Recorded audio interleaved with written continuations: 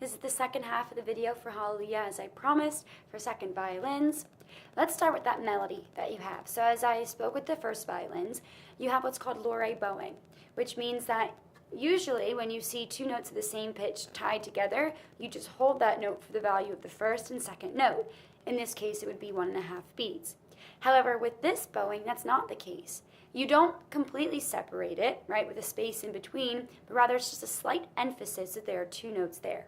So take a listen. This is how I do not want you to play measures 29, right, going in from 28 to 29 with the pickup. So this is how I do not want you to play it.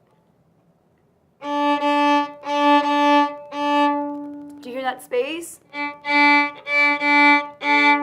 Right? This smooths them together, right? So you'd have this.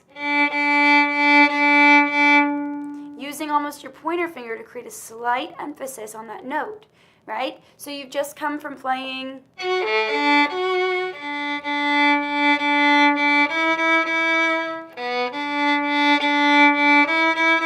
right? My D string's a little out of tune, sorry. There we go. So let's try at 29 directly and see if you can do that down, down, up, down, right? With smooth transition between the two notes, right? 29. 1, 2, 3, 4, 5, 6.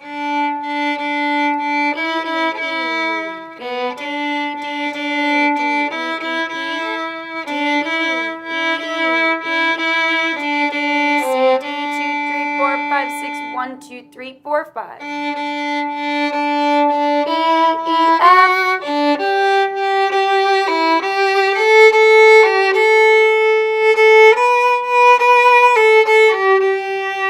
You have to make sure that all of this flows, right? This is the melody. You cannot have any stops. You can't take pauses. You can't take more time than needed because everything's going to be with, two other orchestras. So you have to play fluidly all the way through, right?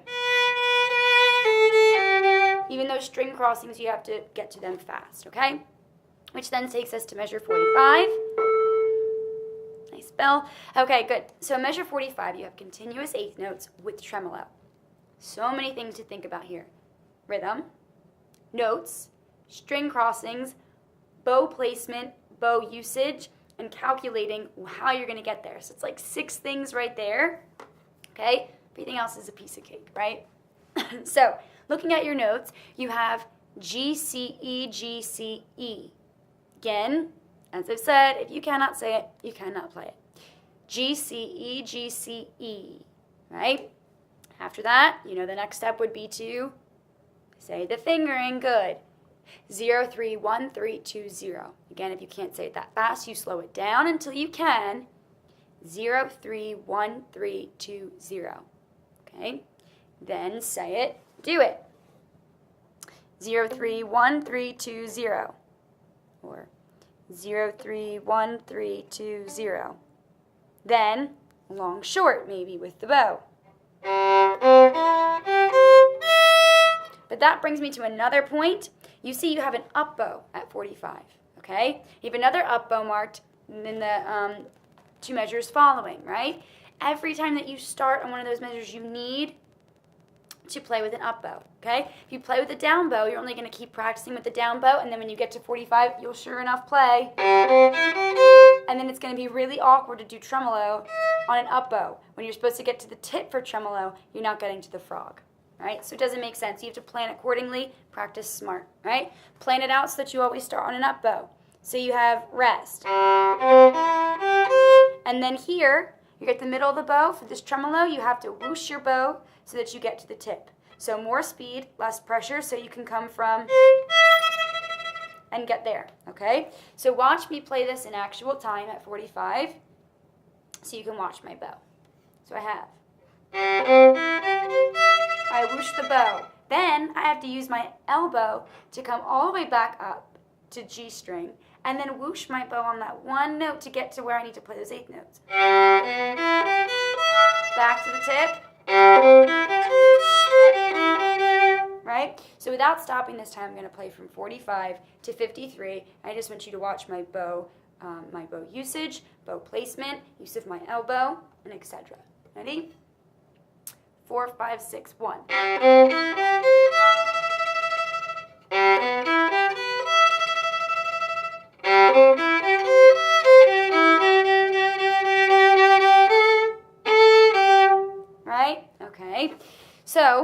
can see that I did always move my elbow. I did always try to make it to the tip for the tremolo, and I always tried to move my bow up to the middle for the eighth notes. I would practice that again in rhythms, right? Doing without the tremolo, just holding that note out. Then doing the opposite rhythm. Then, once I could do, I would add in this last G so I can practice that transition. So I'd get really fast, getting so I can almost get to the middle of the bow. Then I'd add in the next note. Yeah? And then it would take me the next up bow to get to where I need to be. Maybe I would add in that note.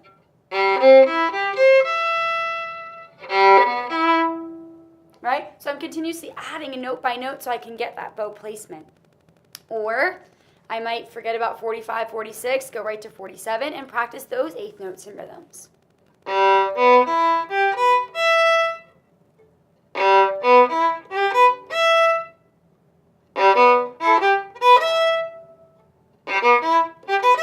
Any variation of the rhythm that I want. Same applies when you go to those eighth notes continued.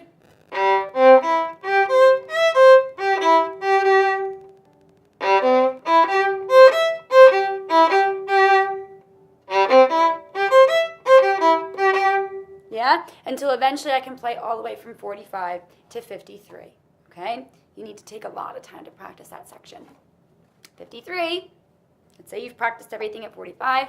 You then go into the key of A major, which means that you have G sharps, and that's so important that you are then going to play G sharp, high 3 on D. Pass the tape should you have it. Okay? So you go back at 53 and have F sharp, G sharp again. Right? So you have at 53 again. G sharp again. Sharp, all the way to the G string, so use your elbow. C sharp on the G string, pass the tape. B, G sharp, there we go, prime example. G sharp there, right, high 3. So listen to me play 53, I'm going to play all the way to the end. I'm going to use the first ending, go back to 53, use the second ending with G sharps, and go all the way out to the end. 53. 1, 2, 3, 4, 5, 6.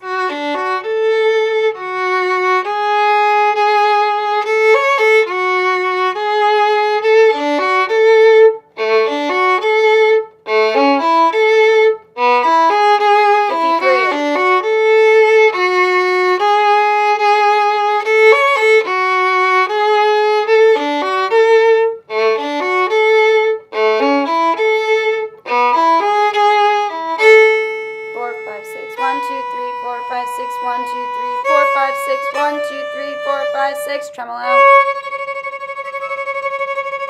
D, and then C sharp, right? Watch those accents. When you have A, then B, C sharp, D, and then another accent, make sure you emphasize all those. Okay. So again, focused practice, right? Pay attention to everything that you're doing so that you can do it well the first time you go to use the bow and instrument combined. Good luck.